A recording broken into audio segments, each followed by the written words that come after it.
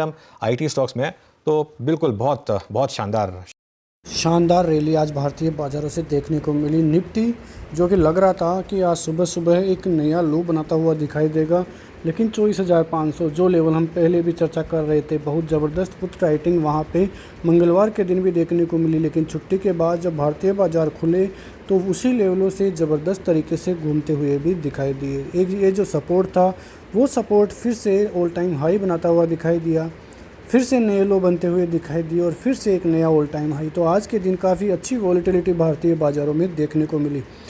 कहीं जो put writers है वो ट्रेप भी होते हुए दिखाई दिए, क्योंकि लग रहा था कि भारतीय बाज़ार नीचे आएगा, लेकिन फिर से भारतीय बाज़ारों ने कॉल राइटर्स को ट्रेप किया और अच्छी खासी तेज़ी भारतीय बाज़ारों में करीब 24,835 तक के लक्ष्य आ जाते हुए दिखाई दिए। तो निचले स्तरों से काफ़ी ज़बरदस्त बाइंग भारतीय बाज़ारों में आज देखने को मिली, क्योंकि हम पहले भी चर्चा कर रहे थे कि अमेरिकी बाज़ारों में जिस प्रकार की न्यूज़ें आती हुई दिखाई दे रही है, अमेरिकी बाज़ारों में प्रेसिडेंशियल ट्रम्प के जो नवंबर में चुनाव होने हैं प्रेसिडेंट के, वहाँ पे ट्रंप की जीत एग्ज़िट पोल में आती हुई दिखाई दे रही है। और इसी वजह से जो चाइनीज़ कंपनियां हैं वो भी काफ़ी खुश है इस चीज़ों से, क्योंकि वहाँ पे भी ट्रंप के लिए जो है पॉजिटिव एनर्जी ही साबित हो रही है। लेकिन ऐसा लग रहा है कि ज़बरदस्त तेज़ी आगे भी भारतीय बाज़ारों में अब देखने को मिल सकती है, क्योंकि जिस प्रकार से भारतीय बाज़ार में आईटी सेक्टर चलता हुआ नज़र आ रहा है, बहुत दिनों बाद आईटी सेक्टर स्टॉक में कॉन्फिडेंस आता हुआ दिखाई दे रहा है।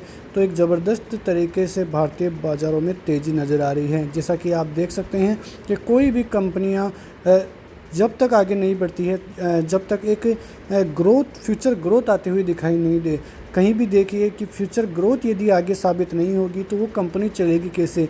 और इसी वजह से लोगों को लग रहा है ऑर्डर बुक भी ज़बरदस्त आईटी सेक्टर में आती हुई दिखाई दे रही है और फ्यूचर ग्रोथ भी लोगों को दिखाई दे रही है। इसी वजह से इन्वेस्टर्स ज़्यादा से ज़्यादा आईटी स्टॉक में हिस्सा भी लेते हुए दिखाई दे रहे हैं।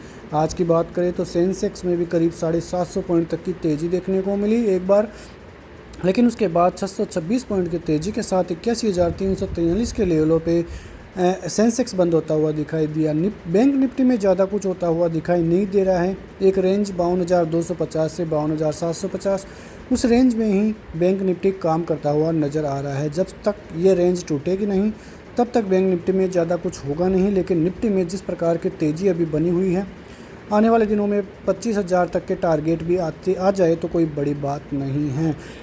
अब आते हैं एफआईआई का ये आंकड़ा जो कि आप देख सकते हैं, जून में 28,000 करोड़, जुलाई में 4,000 करोड़ और अभी भी ये महीना बाकी है। तो आने वाले दिनों में भी एफआईआई का इसी प्रकार से आंकड़ा रह सकता है, ये आप बात समझ सकते हैं। आने वाले दिनों में भारतीय बाज़ारों की चाल पॉजिटिव ही रह सकती है।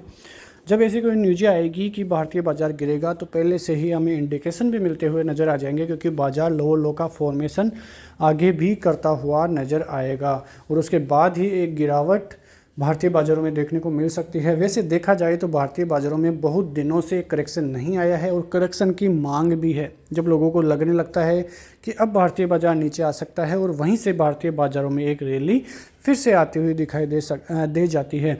तो इस बात का अनुमान तो हम लगा ही नहीं सकते कि बाज़ार कब गिरेगा, लेकिन हाँ, यदि लो का फॉर्मेशन बनता है बाज़ार में तो हमें पहले से इंडिकेशन मिलेंगे और हम इस पर चर्चा भी आगे करते हुए नजर आएंगे कि भारतीय बाज़ारों में लो बनने लग गया है।